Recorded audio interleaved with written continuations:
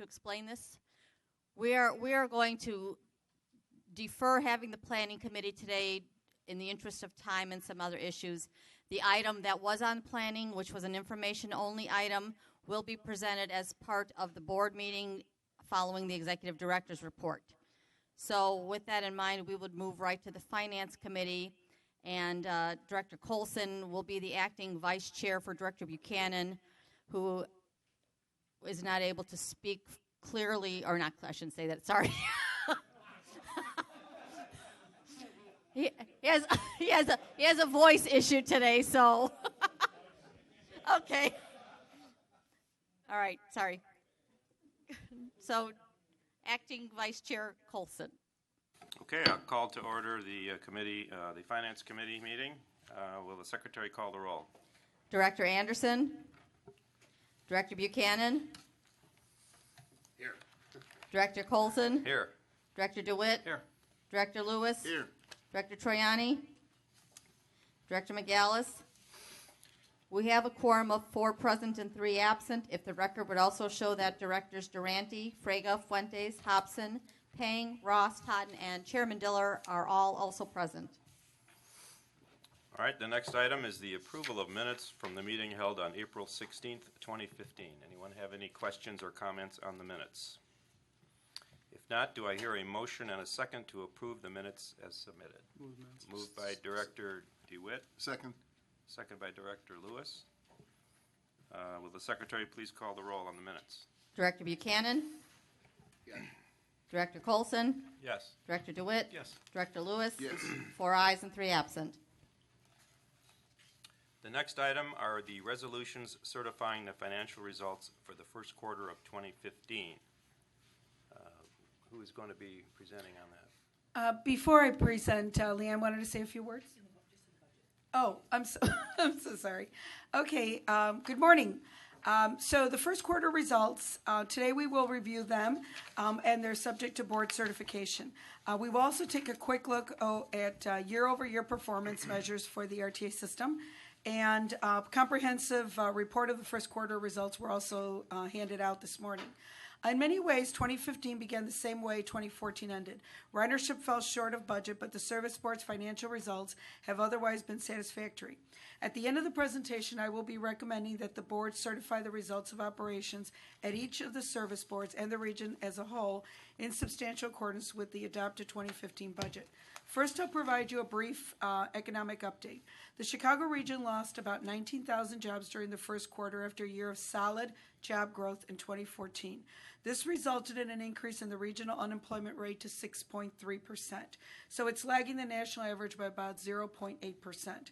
Our latest reading of statewide underemployment, or the U6 rate, improved to 11.9%, indicating that more Illinois workers are finding full-time work, that they want, so that we are getting a bit of a mixed message on the economic employment rate right now. Let's look at ridership. Regional ridership finished the quarter 2.1% under budget, so flat versus prior year. However, as we will see the peer comparisons later in the presentation, this was actually a relatively good result compared to some of the other transit agencies. Any definitive ridership analysis is being complicated by extraordinary weather events, both 2014, the January extremely cold, and 2015 February, the blizzard and the record cold. But let's look at CTA. At CTA, both bus and rail ridership were flat year over year for the first quarter. But it is encouraging that CTA ridership is at least holding steady after decreasing in 2014. Metro was the only service board to finish the first quarter with ridership favorable to budget by 1.2%. This is also encouraging because there was a fare increase that became effective for Metro riders on February 1st. Pace bus ridership is finishing the quarter almost 11% below budget and down more than 4% from prior year. Pace fixed route ridership trends tend to be more heavily impacted by the extreme cold and snow, which was both the case in January and February. In addition, Pace believes that because of their discontinuation of the transfers, of the cash transfers last summer, they've lost some of their ridership along with lower gas prices. So we'll continue to watch that. ADA Paratransit finished the quarter 1.1% unfavorable to budget, but with strong 5.5% growth over prior year. Now let's take a look at operating revenue. Operating revenue finished the quarter unfavorable to budget at each of the service boards. Fare revenue was generally in line with ridership, so the operating revenue shortfall is being primarily driven by the uncertainty in the reduced fare reimbursement funding from the state. So they project, based on our funding allocations, we project out what their reduced fare reimbursement will be, and of course they allocate that by month. So it doesn't make sense to continue to do that based on the uncertainty. So they're starting to show that not receiving some of that fare. And again, this is just for reporting purposes. So, there isn't any final decision on some of those proposed cuts, but they wanted to not overstate that revenue, if in fact it may be reduced. So that's why you're going to see that impact not only here, but also in the revenue recovery ratio, dropping it slightly. Okay, so as we go through, reduced fare funding among the service boards is obviously part of the proposed cuts, and they've begun to record the reduced levels in this funding. At this point, because reduced fare funding is allowed to be counted as operating revenue, this lower level of reporting is beginning to show downward pressure on the service board's recovery ratio. The proposed cuts in reduced fare funding could decrease revenue ratios by a full percentage point, with CTA experiencing the greatest impact since they provide the largest number of mandated reduced fare and free rides. When you look at ADA Paratransit's highlighted unfavorable variance of 8.2%, it is due to Medicare reimbursements, and I would look at this as a timing difference. Remember, we told you sometimes there's a flux of Medicaid payments that came in, and then sometimes they fall behind again. In the public funding section, we see results that are quite close to budget. Sales tax receipts were up about 6% from prior year in both January and February, and so this is actually slightly under budgeted levels, But with the weather events, again, complicating year-over-year results, I think March will be the first month that we'll actually see what the sales tax results look like, but we won't be reporting on that till next month. Operating expense performance was the bright spot in the first quarter, with regional expenses coming in at $12.2 million, or 1.9% favorable to budget. Each service board reported favorable expense performance, a good result considering the operating conditions that they faced. Nearly a third of the favorable expense performance came from favorable variances in fuel expense. We'll show you here. Okay, here they are. As you can see on the slide, so it isolates fuel from the other expenses relative to budget. Pace, which purchases fuel at market levels relatively close in, realized impressive first quarter results, savings in fuel expense as prices remain low. CTA and Metra take a block purchasing approach, locking in most of their fuel for future advanced needs. While that provides a degree of stability and certainty in their budget, they also don't get to take advantage of some of the pricing drops when they take place. On the other hand, if fuel prices had gone up, it'd be a completely different story. So both strategies have their merit, but I think the important thing is at a regional level, you should know that we have realized $3.9 million in savings, and we'll continue to report on this on a quarterly basis. At the regional level, unfavorable operating revenue was more than offset by the favorable operating expenses results to produce a net result that was $9.1 million favorable to budget through the first quarter, so it's unchanged pretty much from last month's report. Each service board had a favorable to budget net result for the quarter. Pace Suburban and ADA Paratransit both had net results highlighted in blue due to the favorable expense performance. The former due primarily to fuel savings, and the latter due to lower than anticipated demand. The regional recovery ratio was just under budget at 48.3. Each service board, including ADA Paratransit, was lower than budget on their recovery ratio by 0.1 to 0.7%. Without the approved revenue and expense adjustments, the regional system generated revenue recovery ratio, or the pure revenue recovery ratio, would have been at 41%. Now we'll focus on the certification of the year-to-date financial results. So this slide displays the variance of the service board's operating deficit from budget. The operating deficit is calculated by subtracting the operating expenses from the operating revenue and does not consider the public funding results. Each service board's operating deficit had a favorable variance from budget through the first quarter. The combined regional operating deficit was $8.8 million, or 2.3% favorable. I am recommending that the results of the operations of each of the service boards and the region taken as a whole be found in substantial accordance with the adopted budget through the first quarter of 2015. Since this is a quarterly report, I also give you a brief overview of the region's performance measures for 2015 compared to 2014. RTA system ridership was essentially flat first quarter 2014 as indicated by the orange bar. 8 of our 9 peer regions had lower ridership in the first quarter, led by Boston, which, as you know, experienced historic snowfall. While other East Coast systems were also impacted by the weather, it's interesting to note that even cities with warmer climates experienced significant ridership loss. This may indicate the impact of the lower gasoline prices that they may be having an impact throughout the nation. Gasoline prices in Chicago have since climbed back to about $3 per gallon. And that's been determined by some of the research that kind of reverses the transit decision. Atlanta was the only major system to post ridership growth during the first quarter of 2015.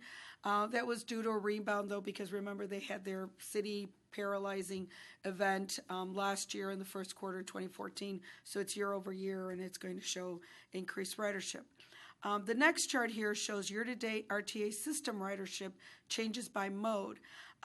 We see some encouraging signs in the first quarter. CTA bus ridership seems to have remained flat or stabilized after declining in 2014. CTA rail ridership is essentially flat as well. Metro posted ridership gains on a year-over-year basis. Pace Suburban Service and Vanpool ridership were both down in the first quarter, and again impacted by cold and snow, as well as lower gas prices. 88 paratransit ridership increased by 4.6% during the first quarter. All right, the final performance slide shows regional performance results. So here the arrows indicate the trend the measure is moving in compared to last year, with improvement shown by green arrows. Horizontal orange arrows indicate a negligible change of less than 1% in the measure.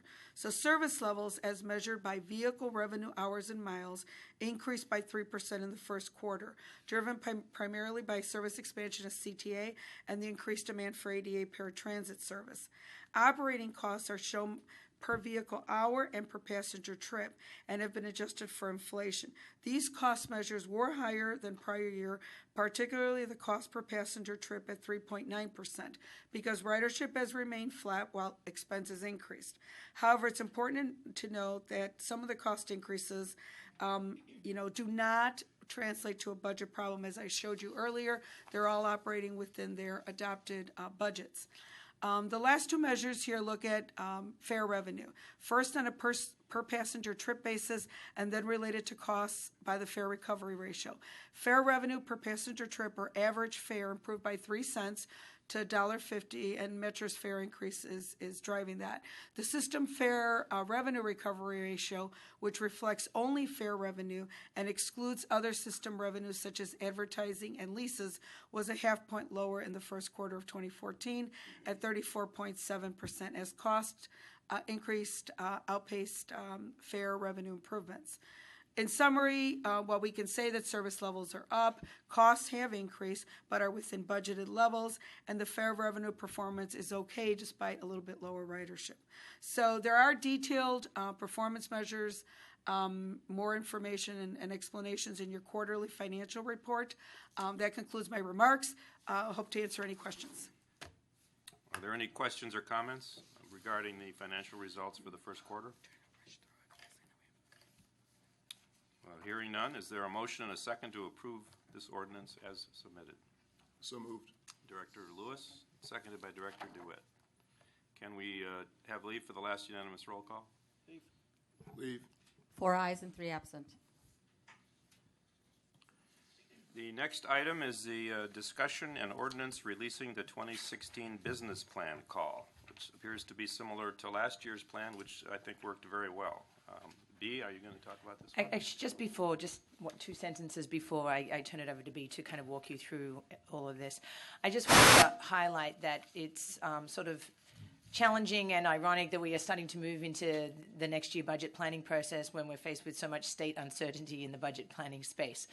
But with that being recognized, I want to sort of stress that we continue to work with the service boards, and we are very mindful of how all these things impact the rider on a regular basis, and ultimately that's the end game here for all of our discussions.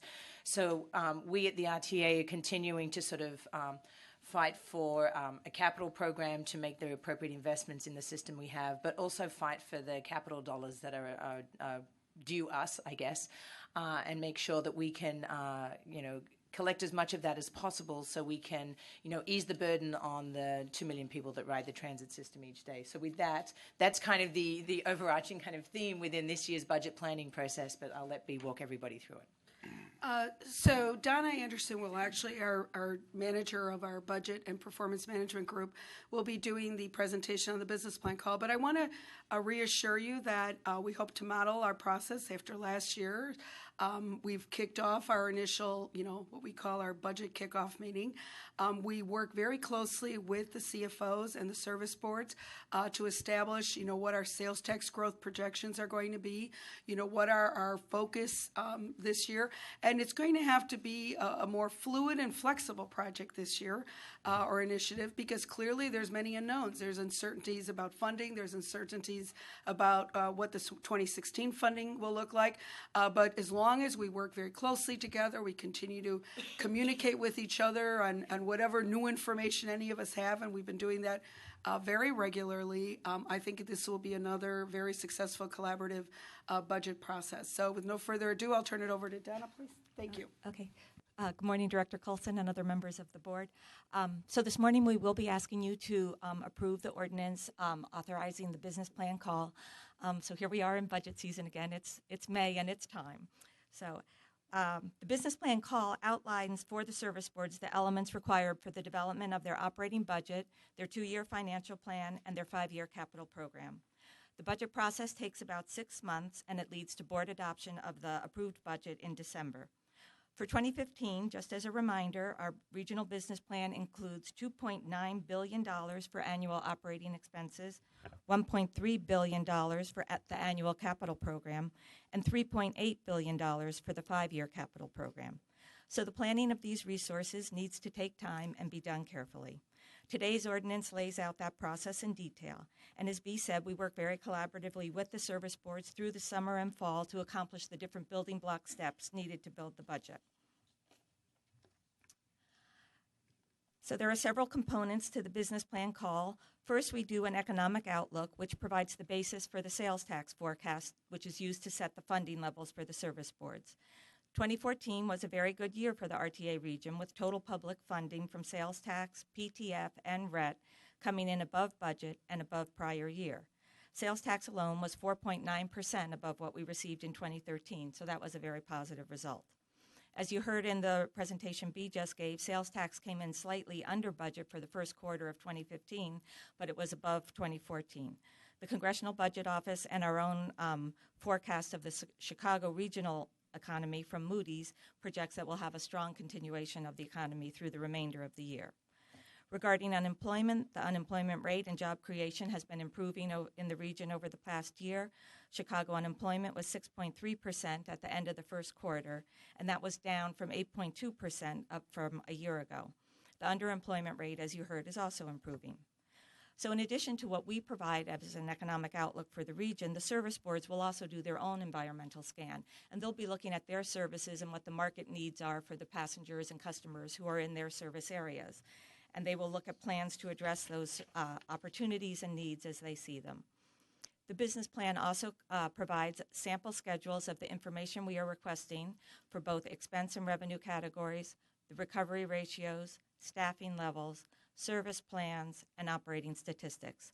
So these schedules are meant as guides only, so you'll see quite a few schedules in the business plan call, but that's the information that we're requesting from the service board. They can provide it to us in the format that they use in their own budget processes.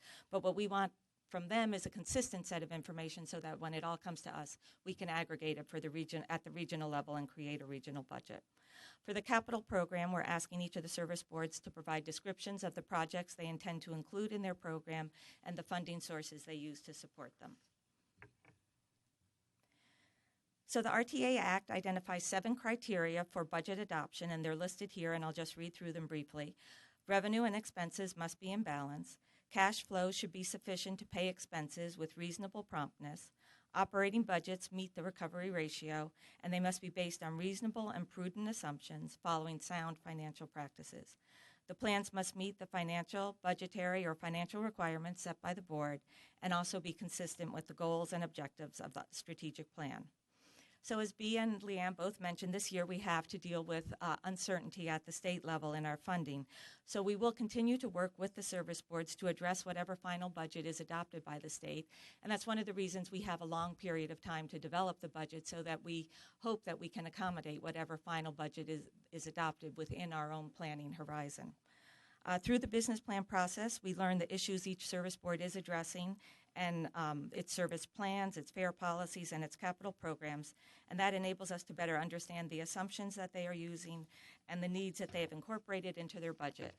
This allows us to provide you with sufficient detail to ensure that the business plans are using the region's resources efficiently and effectively, and that ultimately it will promote the long-term financial viability of the public transportation system. On the capital side, the capital program is another area where we face challenges, as I know you all know. Federal and state funding are both insecure. There is currently no state capital program, and the federal government is still unable to adopt a long-term transportation funding bill. In the business plan call, we will be again focusing on state of good repair projects for the service boards. Some of the projects that introduce new technology or that might impact more than one service board or involve expansion of the system will require additional information from the service boards. These are generally the bigger projects in the capital program that should require a more careful review process before being presented to the board as part of the capital program. The business plan schedule also includes opportunities for public presentation and input in the capital program development process, and that helps us meet the funding, the requirements set by both the federal and state governments for public participation.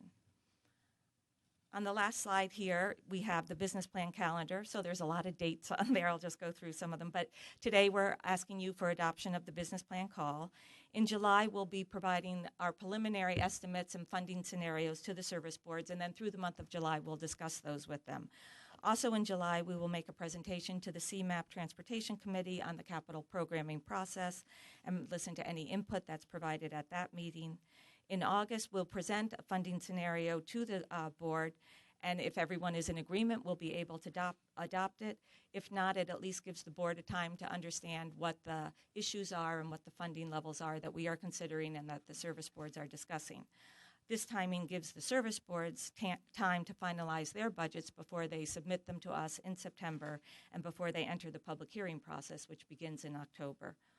If the board doesn't adopt in August, then as you know, we come to you in September. September 15th is the statutorily set date for adopting the funding levels. But we feel this 2-month process has been a good way of providing enough time to give the board members the information that they need to be able to consider what should be done. November 15th is the statutorily defined date for the service boards to submit their adopted budgets to the RTA. That is after they've gone through their public hearings, then they bring it to their boards adopt it, and then they officially submit them to us. We will again be holding a special finance committee meeting in early December where the service boards will come in and review their plans with you. And then on December 17th, we'll present a consolidated budget to the board for consideration for adoption. And then here also we have, this is something we did this year, and we'll continue to do this as part of the public outreach process. But in March, the service boards will present an overview of their capital programs to the CMAP Transportation Committee. So it'll be the second time we're going to CMAP through this business plan calendar, and we'll invite input regarding the development of the subsequent capital program as well as comment on the existing one. That concludes my presentation, and I'd be happy to answer any questions. Any questions or comments about the business plan call?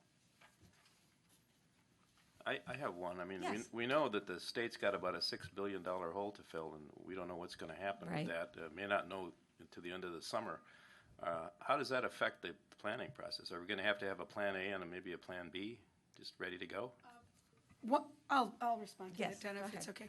okay. So we're involved in that right now. I mean, for example, we've decided not to do amended budgets in 2015 until we fully understand. That doesn't mean you saw their expenses. Each of the service boards is curtailing their expenses. At the same time, we're not going to do amended budgets until we know, and this is after a lot of discussion with the CFOs. They all agreed and requested that we not do amended budgets until we know what's going on in 2015. So going forward with 2016, which unfortunately will hit us in the same, the state fiscal year 2016 is going to hit us in the same 2015, our year. We will continue to do the same thing. I do think that depending on what we know, by August or end of July, we will have to do budget A, budget B, and there may be proposals at the service board level that one, obviously, that shows funding with sales tax projections as whatever we agree to, and another that shows some level of proposed cuts, so that we are prepared.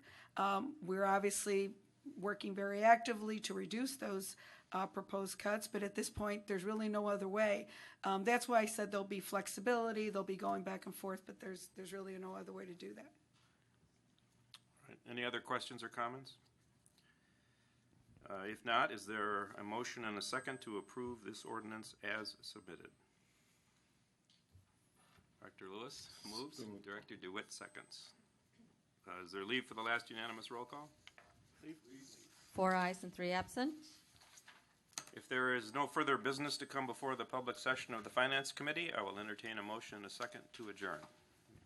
Director Buchanan, you make moved by Director Buchanan, seconded by Director DeWitt. All those in favor? All opposed? Then we stand adjourned, and it says strike the gavel.